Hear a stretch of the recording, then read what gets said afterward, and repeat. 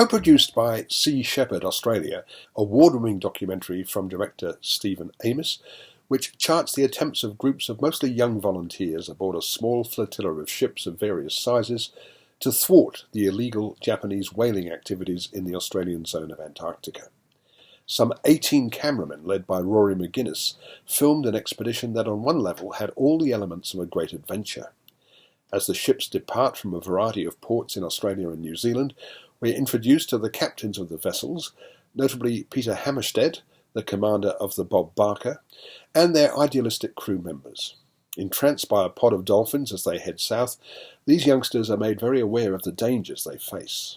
And these dangers come to a head when Bob Barker insinuates itself between the Japanese factory ship and the tanker that's arrived to refuel it. As the small vessel is sandwiched between the two much larger and more powerful ships, the tension rises to the level of a successful thriller. Sea Sheppard founder Paul Watson, who was unable to undertake this particular voyage, contributes some typically impassioned commentary, reminding us just how important the whale is to the marine environment.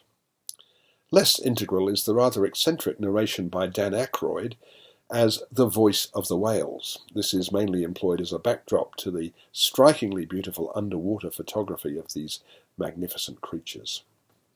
It's worth noting that there's almost no footage of whale slaughter. One dead whale is seen, but only from a distance.